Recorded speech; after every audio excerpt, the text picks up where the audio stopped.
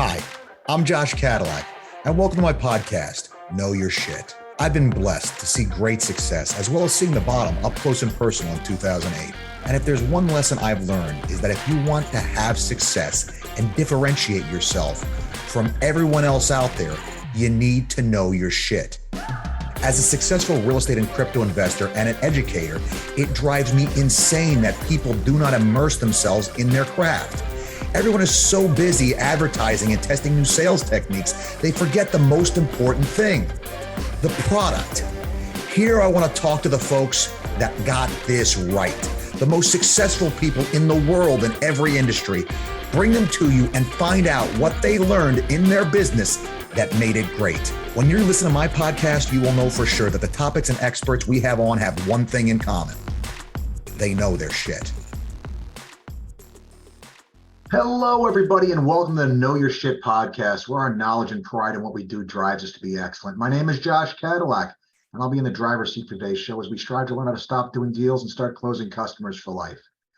Without further ado, we have a great show set up for you. Let me take and introduce our guest today, Mr. Brandon Steiner. Brandon, thank you so much for being on with us today.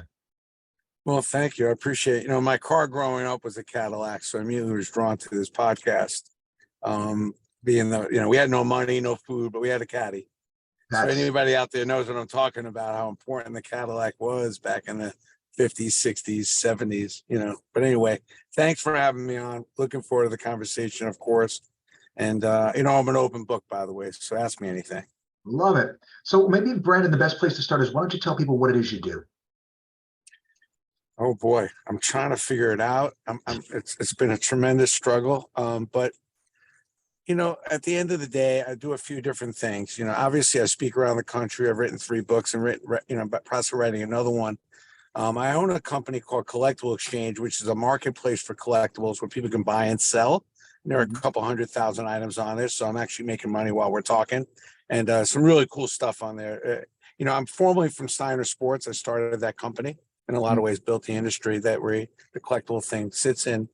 And, so it's been great, and this new platform has disrupted everything. It's just a way for people to buy and sell memorabilia in a safe place with a lot of services that like an eBay doesn't provide. And then my other company, I also allow athletes to sell directly to consumer. So when you go on, there's like 80 players selling directly to consumer. And then I book athletes, I've been booking talent since the late 80s. So that's what's crazy. So when you need an athlete to help build your business, grow your business, PR, marketing, trade show, commercials, I'm the guy. Been doing it for years. There's very few. Yeah, I'm that guy. I can't do a lot more than that, but I know talent. I've worked with talent for 35, 40 years now, and my relationships go high and far. And I still love that business, making deals and creating opportunities where I put players in a position to help a company grow and they can make a few bucks. Love it. What got you started doing that?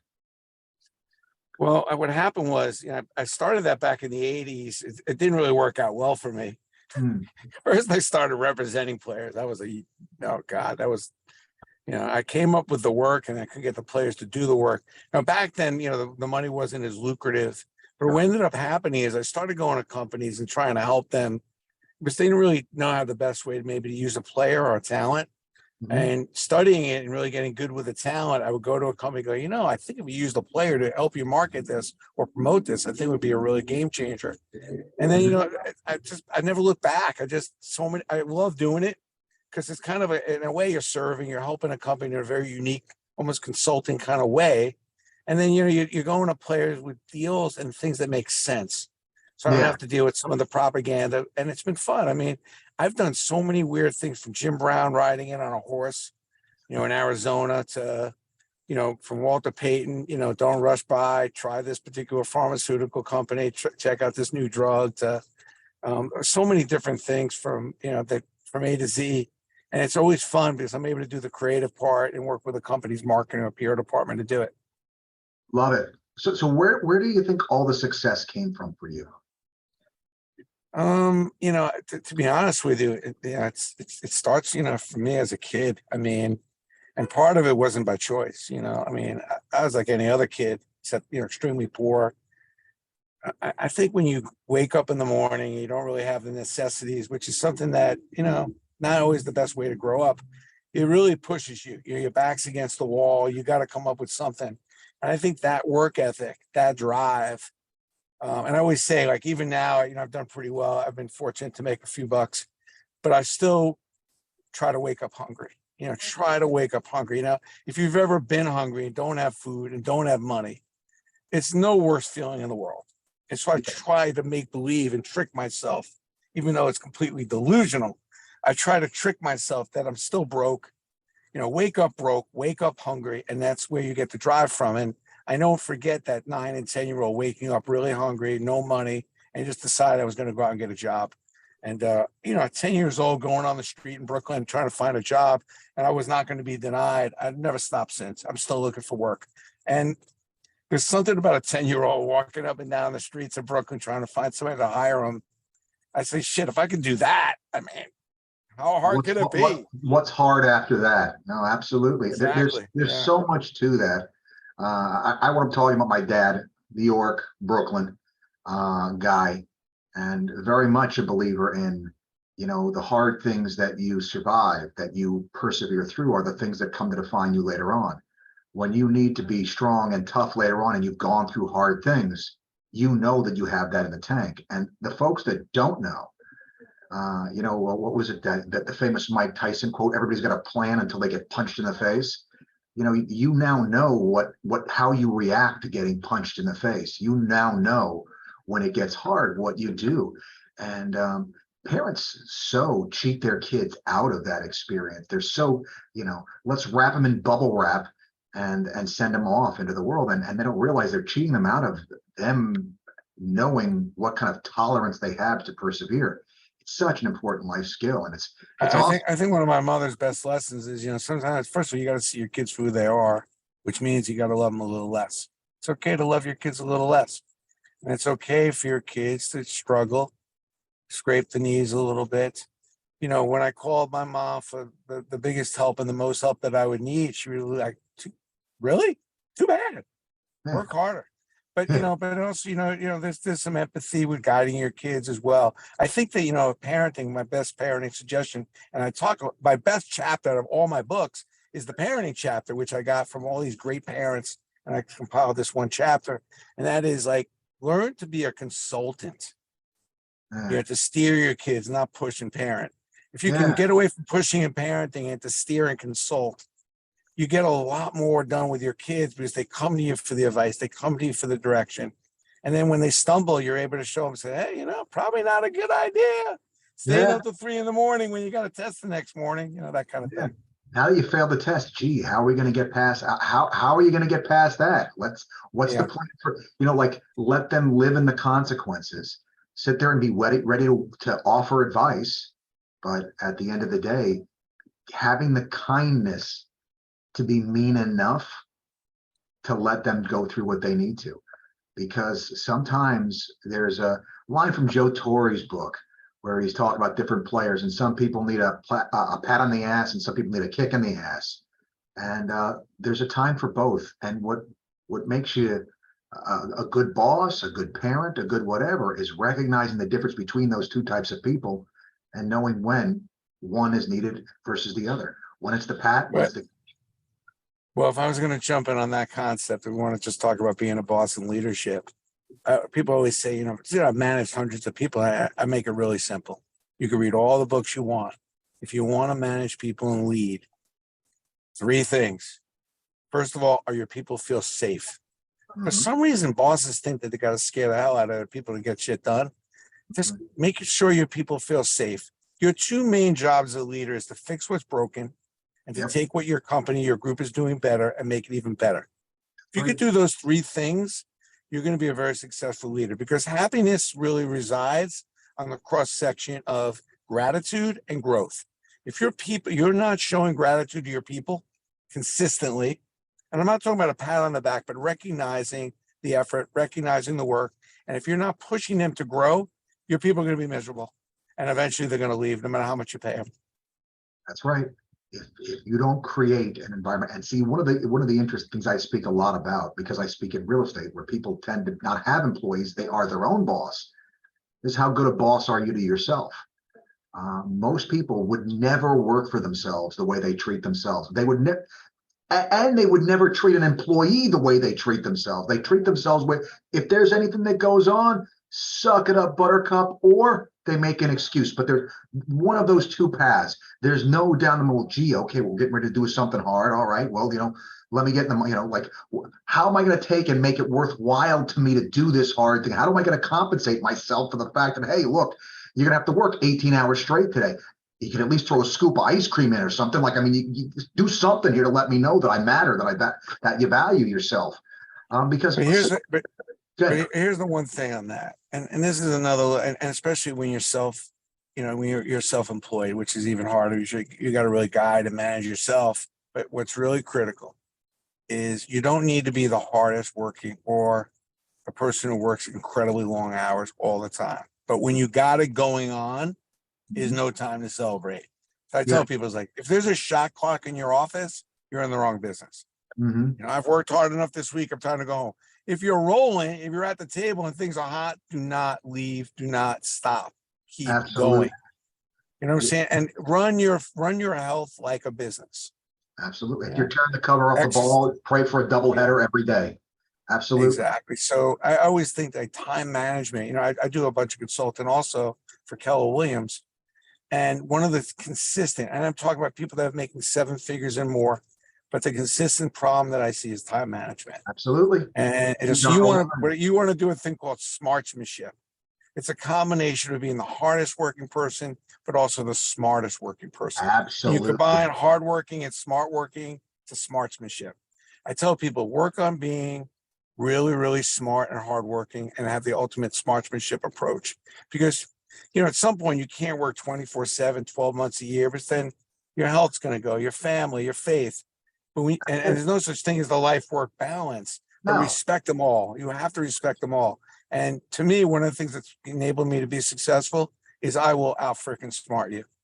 I will keep thinking and thinking and thinking. You'll go to sleep. I'll keep thinking. And then sometimes I'll work. While you go to sleep, I'm working. It's a combination. I'm jabbing with Tyson. I'm jabbing. And then sometimes I'm left hooking you. But I will figure out a way to take you down.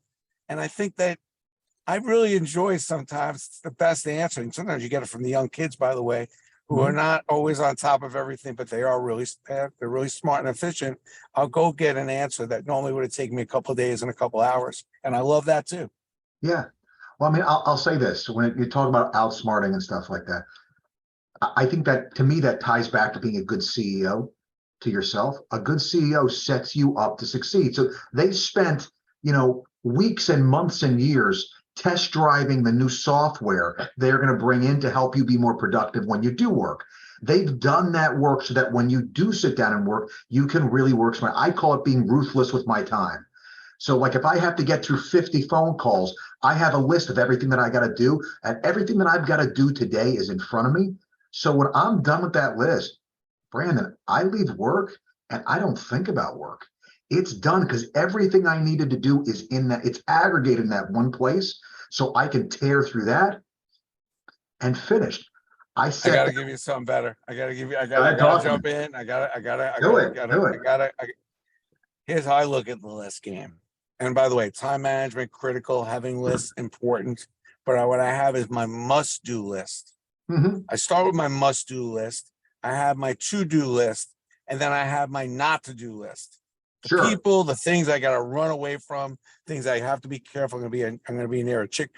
I'm going to be near a McDonald's. No, I can't eat that. I got people I don't want to suck me dry. My must-do list is the list that I'm constantly focused on. But that's the day that will not end until the must-do list gets done. Your wife tells you to do something in the morning, and you get home and you say you forgot. I'm assuming you don't want to stay married that long. I hear you. Her asks always go on the must-do list. And right underneath them are things that my kids may have asked me to do. And then there's the to-do list, which I'm reviewing. It's not going to keep me up at night, but I know the stuff I have to do, and I'm constantly monitoring it.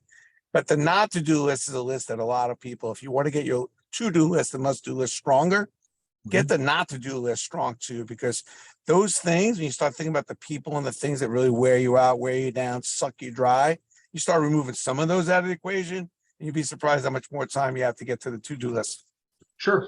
Well, I mean, I think it definitely winds up being a matter of having the tools that best work with how your particular brand of crazy works. In my case, my CEO knows the staff and knows I'm a little OCD and knows exactly how to like for me, if I want to get something done, I leave something on my desk. Now I don't have it. My desk is clean, but that piece of paper looks at me. I look at it. It looks at me the whole day. I'm working and I'm looking at it. It's looking at me.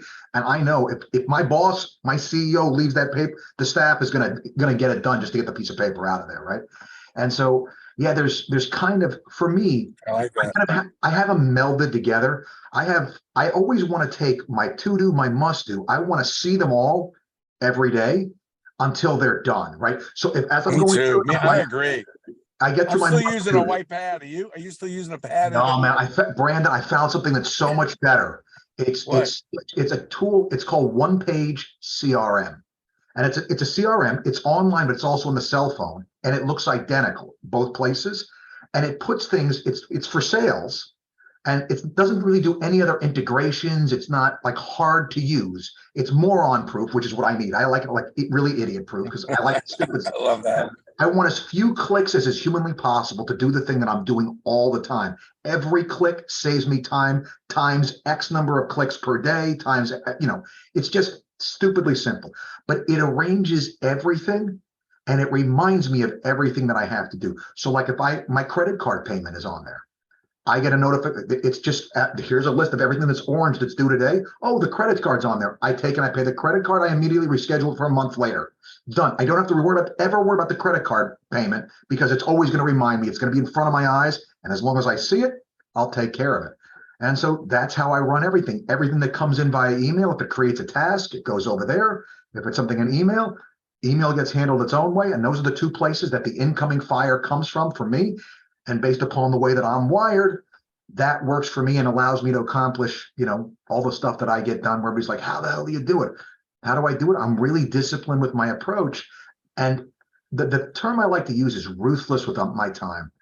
When it comes to the things that are on my list order, I start, I finish. I'm going to take it. I'm in the car. I'm pounding through those. I'm doing any downtime I have. I'm getting through it because one of my standards for my life is I'm as generous with my time as I can be, which means if somebody comes up to me in a class and they want to ask a question, whatever, I will do my best to fully answer. Like I'll stay and try to get it right for them as long as I have the time. But I have commitments, other commitments. I have to make sure they're done because I made those promises to myself.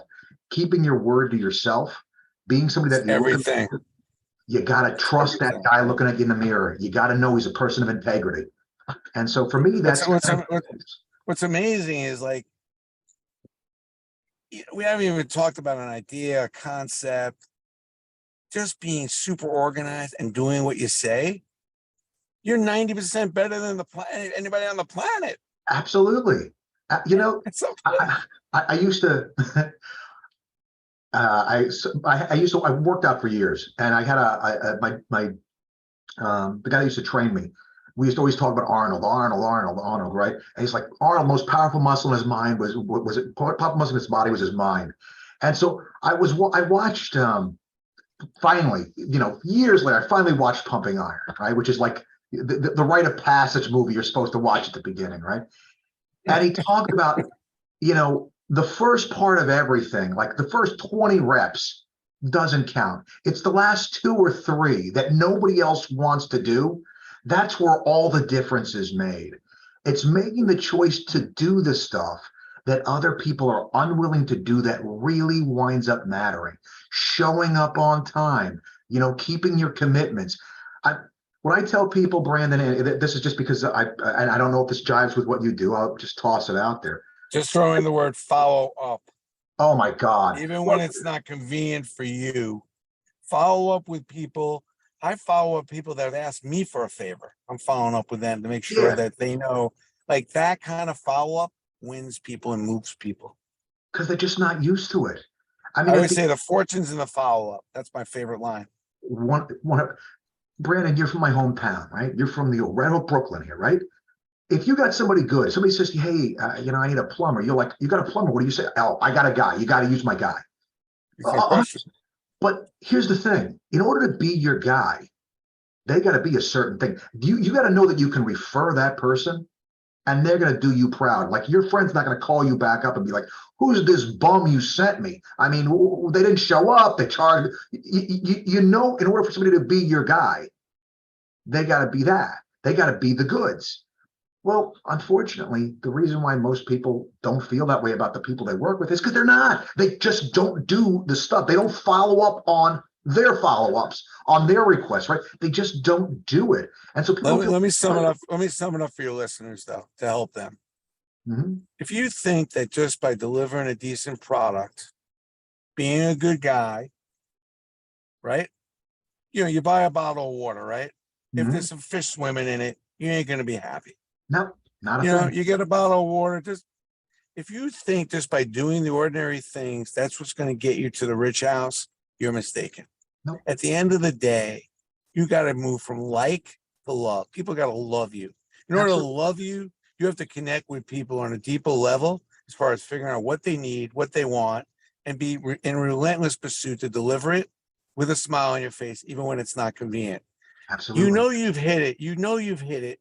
Is that because the referral and the word of mouth business is really one of the few ways, you know, think about why you buy a Nike pair of sneakers, an Apple phone. You think about the brands that move you, is that they're incredible. They're not good. They're great. They're better than great. And as soon as you figure out that they're great, they come up with something else that's even better.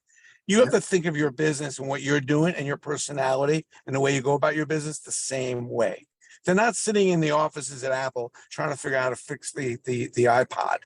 You know what I Yeah. mean? They're sitting there worrying about what happened 10 years ago. They're focused on one thing only, taking what they have and making it better. How do I So no blow your matter what mind today? business you're in, no matter what business you're in, whether it's real estate, you're a mortgage broker, there's always room to make it a little better, to differentiate yourself. And that's the things that people remember. When they remember you, they'll be talking about you at dinner and you become that guy. That's So to right. me, I get two references every day. I'm that guy. I'm not the best at what I do. I'm the only. I never want to be the best. I don't want to be extraordinary. I wanted to be the only. Yep. And somebody brings up sports marketing or collectibles, you got to call Brand Steiner. Every day, two or three people, Brandon, do me a favor. I was talking about you at dinner last night. Can you hook up with this person? They need help. When that stuff starts happening, it's the annuity and the gift that keeps on giving. And you're doing nothing other than being the extraordinary, super serious person that you do about your business. And all that will keep happening is you'll be that guy. If you think about Doubletree, Hmm. why do you go to Doubletree? Because you walk in, you get these two warm freaking chocolate chip cookies. Freaking love those cookies, bro. 75,000 cookies a freaking day, and 40 something percent of those people post and talk about it as soon as they get the cookies.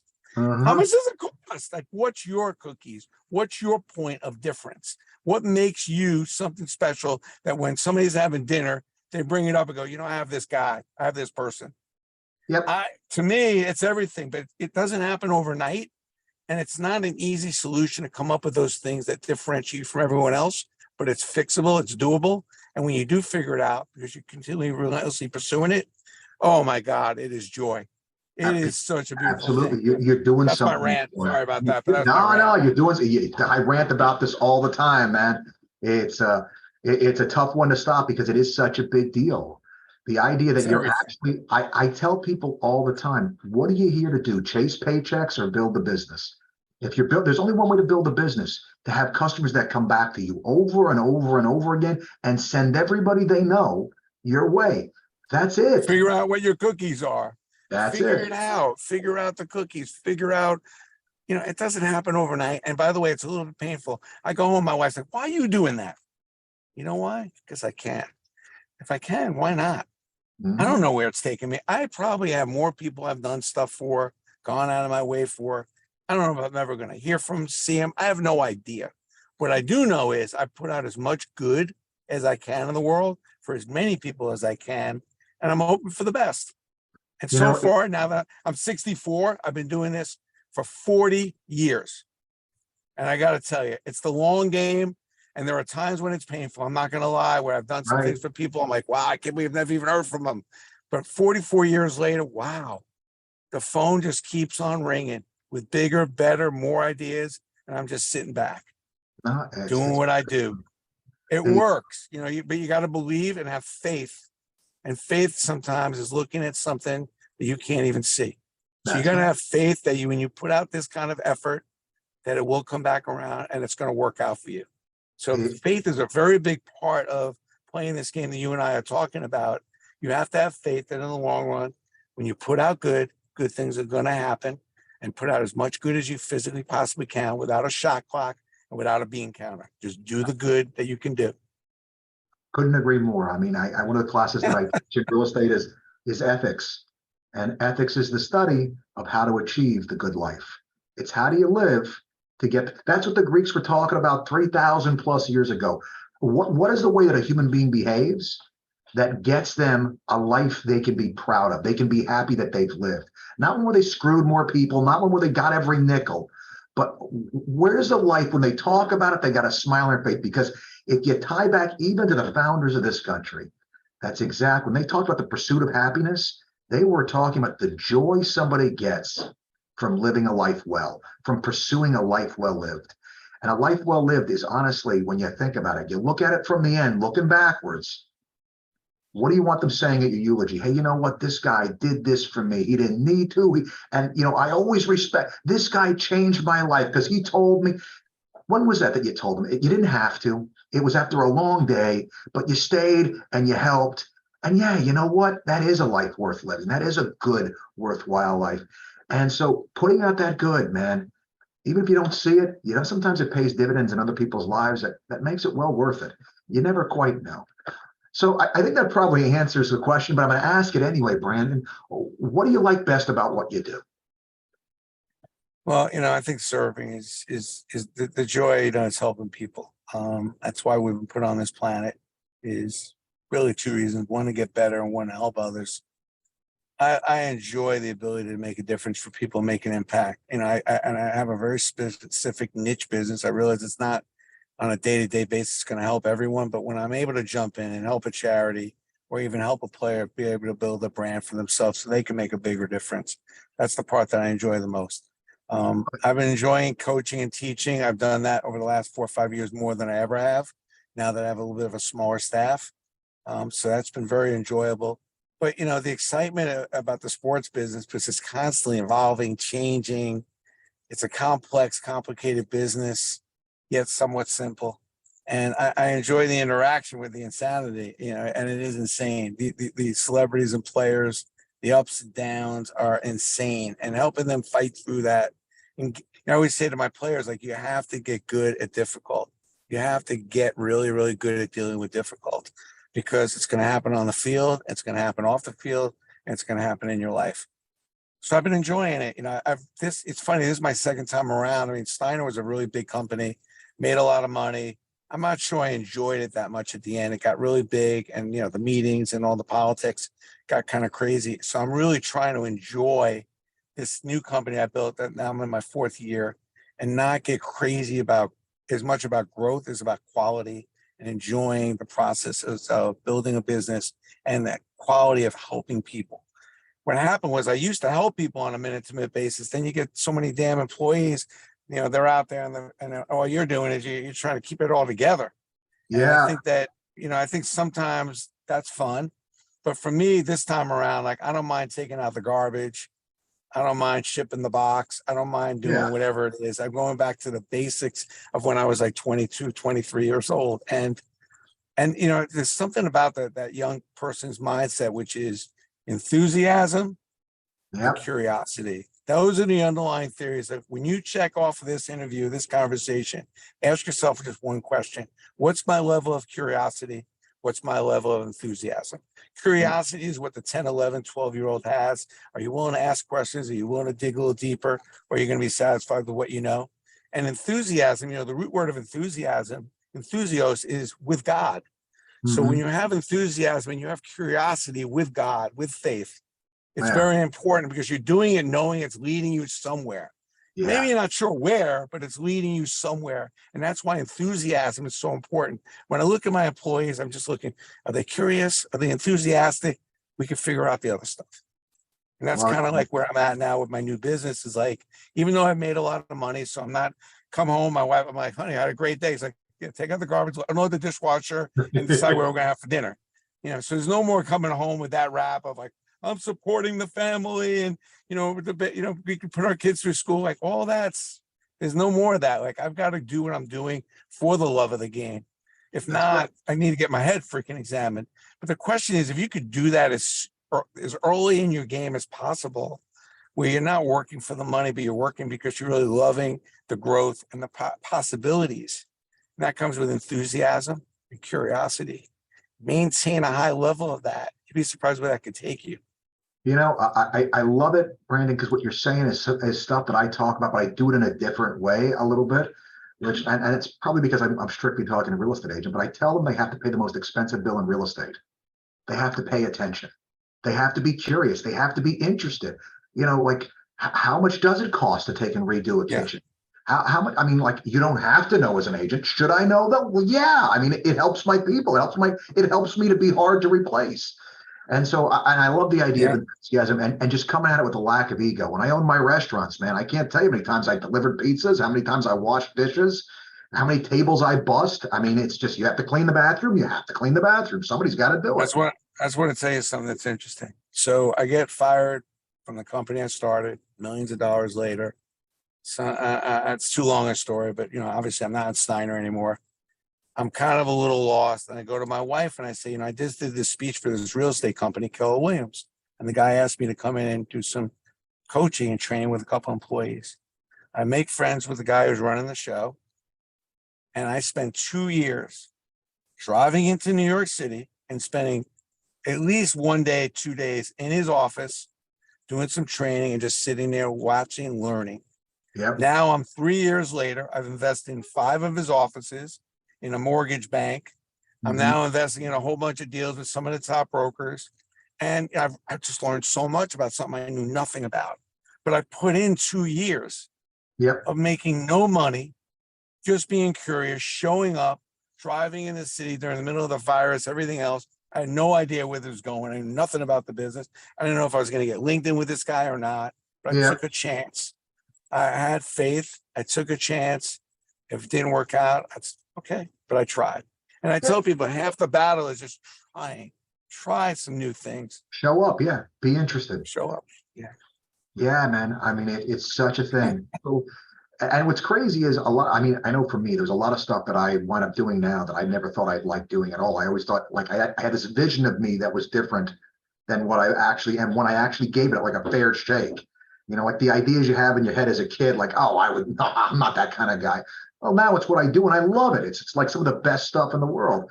And so coming at it with that fresh set of eyes and you know what, let's see if we can't make this work. One of the lines that another guest had used, talking about how he got to be successful in business, he said, I try to figure out how I can say yes to things. And I was like, that is such a good way of looking at this. Like, how is there a way? Like, what do I have to do to say yes to this? And I think that's that pushing your mind to innovate, to try to find a way to make it work. Well, you know what? I could go to the city a couple times a week and sit there and pay that most expensive bill in real estate. I could go sit there and pay attention and just soak it up. Nothing wrong with that. It's a big, beautiful world. I was blessed to have a father. Whenever I asked him a question as a little kid, he'd actually tell me the real answer. So it's like, Daddy, how's a car work? Well, son, there's fuel in the back. The fuel comes up through the fuel lines. It gets sprayed. I'm 3. He's explaining how the carburetor works. Now, he was never an auto mechanic. But the cool thing about my dad was he was always curious about everything. And I was almost 60 or he was in his 50s when I came along. He knew all the stuff, how the stuff worked. I love that. I think it's a great technique what your dad was talking about with your employees too. If they're curious to ask, take the time and give them the straight answer and tell them as much of the truth as you can. It's an invaluable thing because making people feel safe and making sure your people are challenged and are growing is critical to keeping people. It's everything. Same thing with customers in real estate. At the end of the day, I want to explain it to them so well that they can sit here and say, well, gee, I understood what he said, and I know what he said made sense. And I'm so glad he knows how to do that, so I don't have to make it my day job, right? Like the fact that he knows it so well, I feel comfortable having him handle this for me. And it's exactly what you're talking about. The fact that, oh, gee, well, I guess I know why he's the boss. He understands all this stuff. And it seems like he's got his act together. And okay, I'm going to get my paycheck. My paycheck seems like it's okay. it's safe to be here. I get that, man. And that's said differently than I've ever thought of it, but I really enjoy it, really like that. Let me ask you this. Let's do a little bit of a change of topic here. You're in different, have your finger in a few different pies, it seems like. What do you see as the opportunity in the market today in general? I'm not talking about just real estate, whatever. Where's the place that people should be considering? I love this environment because everybody's a little nervous. Interest rates up a little higher. Everybody always finds I always say when the waters get rough, the sharks keep swimming. I love this environment. My eyes are wide open because it's a great time to make investments. It's a great time to jump into some things that may not have been available previously. As things sometimes are bottoming and things are looking a little wobbly, all of a sudden, whenever there's things going one way, there's always other things happening that's going another. Yep. I just love now as the shakeout of all the crap. And there has been a lot of crap. People that started a lot of companies based on nothing, which drives me freaking crazy. Like to go and, honestly, like I know people that raise like million, 10 million, and they're out of business. I don't know how do you live with yourself? Like, I don't want to lose a nickel, let alone $1 million, right? I'm buying a company now that wasted $10.5 million 2.5 years ago. They're out of money, and I'm basically stealing the company. I'm like, how do you live with yourself? Like the guy's like, well, do you want some of the employees? They're like, no, I don't want anybody that can even live with themselves that lost $10.5 million. They don't deserve to come on my team. But I'll take the platform that you wasted $10.5 million building. So I see this as an environment that a lot of opportunity. A time that maybe it's time to invest. You know what I mean? To stop worrying about how much you're making and start thinking about what you're building. And I think that's the only way you can really make money is investing, even if it comes at a cost of you not making as much money as you think. Like my new company I started, I used to make $500,000 salary, bonuses. This one company I built, I've never taken more than $50,000. And I'm talking car, expenses, whole plan, everything. Yeah. I don't need it. Meanwhile, we'll do $5 million this year, probably 10 next year. We're off to the races. Yeah. Now, Brandon, how'd you do? I'm like, something. I invested my time. I invested my money. I wasn't counting shit. I wasn't counting beans. I was counting how I can make this freaking thing better, how I can grow it, and how I can service people more. And I just keep whacking away at it every day. I let the money take care of itself on its own, and hopefully it will. So I tell people in an environment like this, when things get a little wobbly, people are a little nervous out there, rightfully so. There are some things out there that can make you a little nervous. Inflation, interest rates. You can always find the stuff to get you crazy. Absolutely. What I recommend is, increase your meditation, increase your working out, and try a couple things. It doesn't have to be the end all. And that's what I did. I tried the real estate thing before you know it. I'm invested, and it's been great. Try a couple things. Don't put your nest egg every last minute, every last hour. But you could try a couple things and enjoy it. And that's what I'm doing. I'm trying to enjoy some things, and even on the real estate front, I'm trying a couple things. I'm investing in a few things. If it doesn't work out, I tried it. If it did work out, I look like a genius. That's always the best. When you look smarter than you actually are. It's the best. Oh, I love it. I've been more luckier than, but on the other hand, when you go and when you keep thinking, again, the smartsmanship, it does have a tendency to make you look a lot smarter than you really are.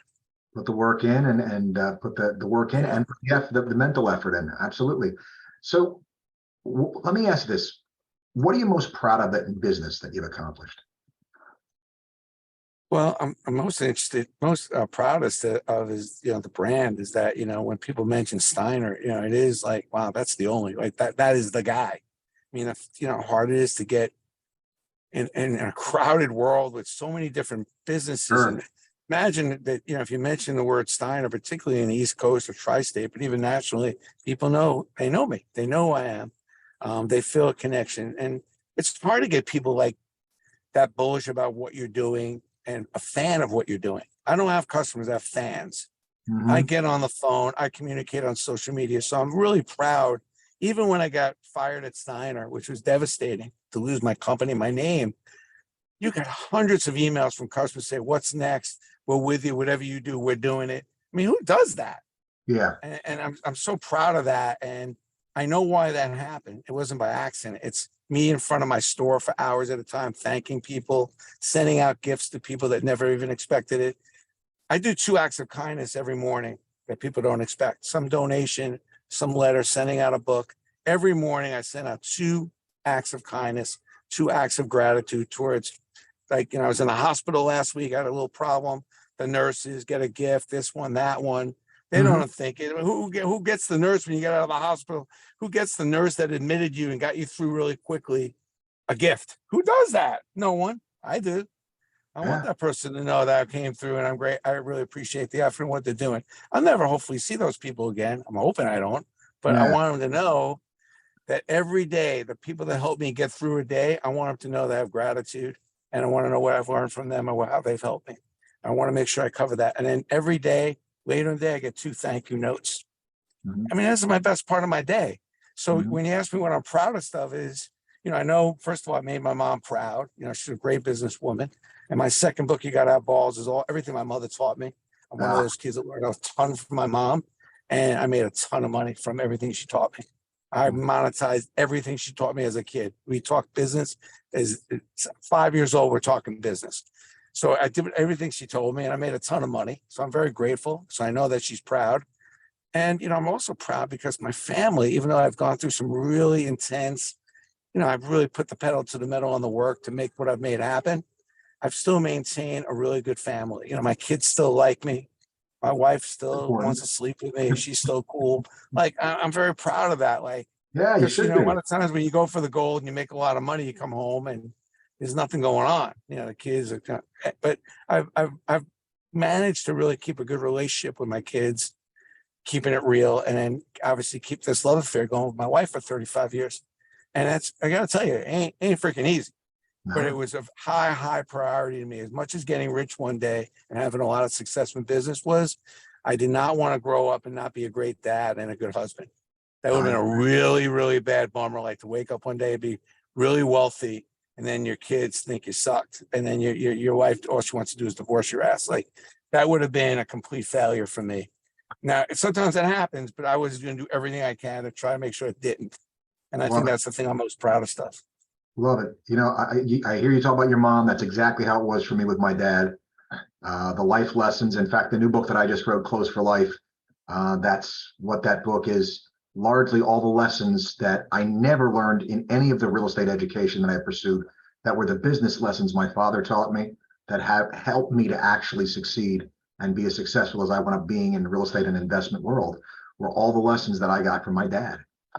All the stuff that he taught me about his old school, born in Yeah. 1930 way of doing business, and how being a stand-up guy and what that means, and all the stuff that goes into that. And that's not commonly taught. And then the other piece, when you talk about it not being easy, that as I'm listening to you, that the pursuit of happiness at its best, you pursued the money, the family, the life, all of it together, because that's what the pursuit of, it's like a life well lived, right? You think about that It's movie. everything, man. If I have time to tell a quick story, Sure. you know, one of my stories, like, everything's negotiable. So I'm going to bed one night and my wife's like, I go, honey, what's wrong? She's like, my wife says that it is. You know how hard it is to get your daughter up in the morning? I said, honey, how hard can it be? Which, by the way, for you out there, that's not a good answer. Don't do that. But Do so I go, how hard can it be? She's like, well, you do it. So I go over to Nicole's room and I say, Nicole, mom says it's really hard to get you up in the morning. She says, no, it's not. But I'll tell you what, I'm going to get you up at 7:45 in the morning. You brush your teeth, you get dressed by 5 to 8, you're downstairs eating breakfast by 10 after 8. I'm giving you $5. Spend it on anything you want, candy, doll, anything you want, $5. I said, okay. I come to her room at 7:45. She's already up. So I'll be back in a few minutes. Make sure, okay, Dad, I'm good. 5 minutes later, she's already brushed her teeth. She's already on her way downstairs. I go downstairs 5 after 8. Boom. Nicole's eating breakfast. She says, Dad, I'm ready to go to school. I said, Nicole, I am so proud of you. Thank you. This is awesome. Proud. Dad, I want my $5. I want it now. It's the easiest on the $5 barrel. I've ever made. I Cash said, in the Nicole, barrel. I'm like, Nicole, it's the easiest $5 I ever made. I bet your mom 10. Love it. Now, I hope how that story resonates with people. It's like everything can be negotiable. It could be fun. You could take the more difficult things with your kids and have fun with it to really see how far you can push them, to show them that if they really want to do something, they can. And if it Yep. costs a few bucks or if there's some ethical bribes involved, so be it. And Yeah. I love that story because it just shows you like how you can get kids turned around and thinking differently if you want to play it out a little bit and have some fun with it. I love it, man. That is some good stuff. 100%. Love Um, it. so let me ask you this. What one book or a movie would you recommend to the folks listening? So many. I mean, first of all, I'm a little bit of a Harvey McKay disciple. I'm not going to lie. I've been following Harvey for years, and I'm part of his roundtable. And I've read, Swimming with the Sharks is a must book. There's another book that I'm going to give you. So, I love Harvey, and have now had a personal relationship. Just at his 90th birthday, the man's amazing, and I've used a lot of his strategies. I've stolen more from him. I probably should put in jail. That's how much stuff I've stolen from him. Strategies about how to make money. But also, there's a book by Joe Girard, How to Sell Anybody Anything, which has got to be it used to be mandatory reading. It's got to be 40 years old. And he was an automobile salesperson. And so some of the stuff is a little dated, but the general gist of it is really just how to start and develop as many relationships as you can. And make sure you follow up and do what you say, because it's amazing how many times you do business with someone, you never hear from them again. And that's kind of was his strategy. And then the third book is, I know it's a simple one, but How to Win Friends and Influence People, Dale Carnegie. Yep. I mean, if you're younger out there, simplistic book is a no-brainer. I love those Swimming with the Sharks. It gives you so many strategies to use that you can. Those are three books that you can actually read. But sometimes you read these books and they sound good, but I don't know how to put them in play. That's one of the things I love about my books is I think that most of the stuff I talk about you can put in play. But Dale Carnegie's How to Win Friends, Influence People. Every kid before they graduate college or even high school, for that matter, should read that book. It's a Uh, no-brainer. yep. Good stuff. I just speaking of dated and but still excellent, Herb Cohn's book. You can Oh, How to negotiate. Negotiate Anything, Brooklyn Yeah, guy, and our just good friend of Larry King's. That's a forget. You know something? That's a must read. You have to read How to Negotiate Anything with Herb Cohn. That's a must. it's That a guy's great a book. legend. It And is. that's just a no-brainer. I mean, people say, "Oh, I can't negotiate." No, you can negotiate. You've been negotiating since you're fucking 3 years old. Are you kidding me? Every human I mean, come interaction is on. some form of negotiation. Absolutely. And the thing is, people don't realize how much they do. I heard a story the other day from a negotiation my father did, and it cracked me up because, like, my father was the guy that could create more tension in a room for a negotiation than anybody I've ever seen. Like, you'd be in the room and you'd almost be suffocating because of the amount of tension he's comfortable with. And he wound up with this contractor that wasn't going to complete a job on time. And he's got this attorney. I was actually interviewing the attorney on the podcast. My father's been passed away 20 years ago. And he tells me the story of this negotiation. And my father's a heavy set guy, a little bit, the beard and everything. And old school New York Italian down in Southeast Florida, right? And he's putting this church and school building up for this local church that. And so the contractor is coming in saying, "Hey, look, it's not going to close. We're not going to be able to get it done on time." And they needed it done on time because they had kids coming in for the next school year to go to school in this building. So it had to be ready. And this guy, the attorney, is sitting here and he's a negotiation stud himself. This guy's a rock star. And he's like, I proceed to watch your father use every method of persuasion. Look, you gave your word. Doesn't your word mean anything? Where are these kids? Guilt, you name it. Like, he tried them all. And finally, he hits him with this. He looks him in the eye, and I love this because he presumes the answer. He says, "You could finish this if you wanted to." It's not even a question. He says, "You could finish this if you wanted to." He said, "I want you to imagine that my hand is a gun, and I'm going to point this gun at you. I'm going to give you one of two choices. You could get this done on time, or I'm going to pull the trigger. If you believe me, if you really believe me, could you get this done on time?" And he's making that ridiculous eye contact that just bores hole through steel, right?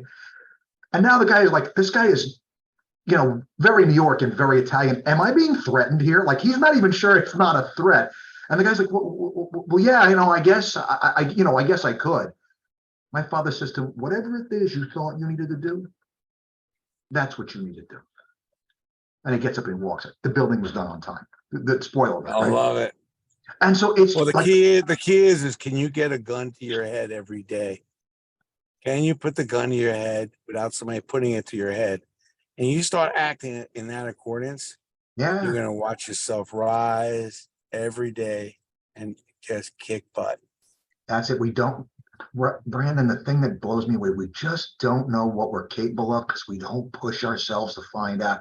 You don't grow on the mountaintop, you grow in the valley. So what does that mean? If I want to find out what I'm capable of, I got to put me in the valley. I got to push and see how far I can go. Because you know what? There's a bigger, higher mountain peak over there, and I want to get up there.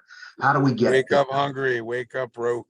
That's right. As the Eye of the Tiger, I believe, was the Rocky version of that Yeah. philosophy. Wake up hungry, man, and figure out what your cookies are, man. You know, Oh yeah, it's man. like So the tough part is like most people are gonna get through the day, do the job, but can you do those other things? That's what's gonna be the difference maker. And it's not easy, but you got to push yourself. Gotta. it's what you said before, and I love what you said before. You got to think about your customer and what it is that they need. What it is that what's the thing that keeps them up? What's the thing that they're worried about? What's the thing that you could take and speak to? When you're coming into a hotel, you're often a little bit hungry. You probably just got off a plane. All they fed you was some freaking peanuts or something like that. And you walk in and there's warm chocolate chip cookies. Oh, Well, there's and the man in the desert. There's the man in the desert. He comes to the desert. He's crawling. He's miles. He's just completely just sunburned, just thirsty. And he finally stumbles upon a container store. The man, the CEO from the container store, tells a story. And he goes, okay, what do you do? And the obvious answer is we offer him some water. Yeah, but did you offer him some clean socks? Did you offer him some lotion to take care of the bad sunburns he has? I had to avoid more. That's now that may not have anything to do with your business, but if you can do all the things, that's where the empathy and compassion comes in every absolutely. approach. If you can increase that, you can, by common sense, do all the little things. You walk in, you may not be building a new kitchen, as you were saying earlier, but if you know how much it costs, you can honestly say with authority, listen, you could spend this much, that much, or that much, or this much. And without hesitation, it's going to help move things along. With somebody's going to think, oh, I got to spend $1 million on a kitchen. No, you don't. It's really going to cost about $250. Really? Yeah, Yeah. I mean, and this is how I know that. yeah, And that's being an expert and being on top of your game. And there's absolutely. the blocking and tackling. That's a no-brainer. When somebody comes up to your doorstep, yeah, it's easy to give them a glass of water, but can you dig a little further and think about all the things that they need? And that's the person who becomes really on the road to extraordinary. I'll tell you a quick story if I have the time. I don't know how you are with time, but Go ahead. I'm young. I go see my mom. I said, Mom, I need a career change. She's like, you're 12. I said, yeah, but I've been working for 2 years. I'm killing myself. I need time after school. She says, go get the paper route. It's down on Avenue X, East 4th Street. Deliver newspapers every morning. You collect the money on Thursday night. I go out, I see a sign. Whoever opens up the most accounts wins a box of candy bars. Boom. I'm all over Brooklyn. Apartment Mhm. buildings, up and down. I'm thinking I'm going to kill it. Except nothing, zero. I finally knock on this older woman's door. I said, man, would you like to get the paper delivered? She says, no. I said, you got the paper? I see it stacked up in here. She says, yeah, I get it from the corner store. I said, ma'am, it's 8 cents for me, 8 cents from the corner store. She says, yeah, I got to tip you. I go home. I said, Mom, we got to move out of this neighborhood. People suck. They're cheap. This place is not a good place for us to be living. My mother says, sit down. I want to tell you something once and once only. You got to stop selling. What are you doing? You got to serve. You got to solve. You got to be a solution-based business person. I don't really understand what that means, but I go back out. I'm knocking on doors, nothing. Finally, I go back to this woman. It's 10 o'clock at night. 10 o'clock at night. Can you imagine? I knock on this woman's door. She thinks it's like a fire. Are you crazy? I said, man, just give me a minute. Torrential downpour, snowstorm, raining, sleet, ice on the ground. A woman such yourself can't be out this kind of weather. If I bring you milk and bagels on Wednesdays and Sundays, and I'll bring you the paper every morning by 7:30, regardless of the weather, that paper will be right here 7:30, and then I'll bring you, if you need something else, I'll help you get it from the store. You would do that for me? I said, I was concerned. Mhm. This lady signs up, gets the paper. I didn't know this, but she was the mayor. She turned me on to the entire neighborhood. I went from 29 dailies to 199 dailies. Now, how that story hopefully relates to the people listening is, are you listening to your customers? Are you a solution-based business person really thinking about what it's like to meet them and the needs that they're going to have? But here's the whole kicker to the story. And I love that story. It's true because it really shows the importance of serving and solving. But what's Sure. crazy is, for the longest time, what really is impressive is that I had the empathy and compassion to put myself as a 12-year-old in a 70-year-old woman's head. If Yep. you want to grow your business, increase your business, increase your entrepreneurism. You know what you got to do? You got to increase your common sense. Because Mhm. at the end of the day, empathy is putting yourself in a common person's shoes. Absolutely. And when you do that, you see the white space. I may believe I was a 7-year-old woman. What's she doing? The weather's bad. That's the kicker. When you can go increase your common sense, increase your empathy, increase your compassion, put yourself in the other person's shoes and be a solution-based business person, you won't be able to keep up with the business. That's right. Now, that's a really interesting lesson to learn at 12, but I've been making a killing using that formula ever since. Yep. What are the problems? How do we meet them? How do we meet them better than somebody else can meet them?